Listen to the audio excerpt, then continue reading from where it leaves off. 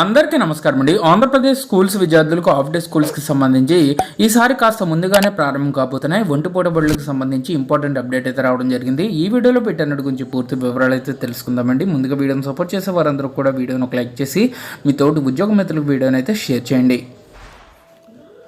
ఆంధ్రప్రదేశ్ రాష్ట్రంలో ఎండల ఎఫెక్ట్ మారిన ఒంటిపూట బడుల షెడ్యూల్. సో ఎండలు అయితే మండిపోతున్న ఈ వేసవి ప్రారంభంలోనే బాణుడు ప్రతాపం చూపుతున్నాడు. అయితే ఈ తరుణంలో పిల్లలందరికీ కూడా ముఖ్యంగా ఆంధ్రప్రదేశ్ రాష్ట్రంలో స్కూల్స్కి సంబంధించి ఒంటిపూట బడుల ప్రారంభానికి సంబంధించి ఏపీ విద్యాశాఖ ప్రయత్నాలు చేస్తున్నట్లు తెలుస్తుంది. ఏటా మార్చి 15 నుంచి పాఠశాలకు ఒంటిపూట సెలవులు ఇవ్వడం ఆనవాయితీగా వస్తుంది. అయితే ఈ ఏడాది ఆనవాయితీకి బ్రేక్ పడబోతున్నట్లు తెలుస్తుంది.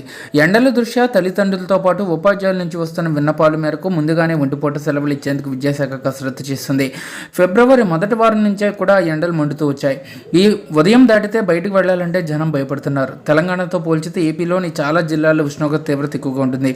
చాలా జిల్లాల్లో అప్పుడే 35 డిగ్రీల ఉష్ణోగ్రత దాటుతుంది. కర్నూలు లాంటి జిల్లాలో అయితే ఏకంగా 38 డిగ్రీల సెంటీగ్రేడ్ నమోదవుతుంది. శివరాత్రి దాటడం మార్చి రావడంతో పరిస్థితి మరింత ముదిరే అవకాశాలు కనిపిస్తున్నాయి. కసరత్తు అయితే ప్రారంభం. ఎండల తీవ్రత పెరుగుతూ ఉండడంతో ఏపీ విద్యాశాఖ ఒంటిపూట బడులపై కసరత్తు చేసే పనిలో పడింది. గతేడాదితో పోలిస్తే ఈసారి కాస్త ముందుగానే ప్రారంభించాలని ఆలోచన చేస్తుంది. గతేడాది మార్చి 18 నుంచి ఏపీలో ఒంటిపూట బడులు ప్రారంభమయ్యాయి. ఈసారి మాత్రం మార్చి 15 నుంచి ప్రారంభించే అవకాశం ఉంది. ఇందుకు సంబంధించి ప్రణాళికను విద్యాశాఖ ఇప్పటికే సిద్ధం చేసినట్లు తెలుస్తుంది. ఎండల తీవ్రత మార్చిలో మరింత పెరుగుతుందని ఉపాధ్యాయులు ఆందోళనతో ఉన్నారు. వీలైతే మార్చి మొదటి వారం నుంచి ఒంటిపూట బడులు ప్రారంభించే అవకాశాలపై ప్రభుత్వం దృష్టి పెట్టాలని కోరుతున్నారు.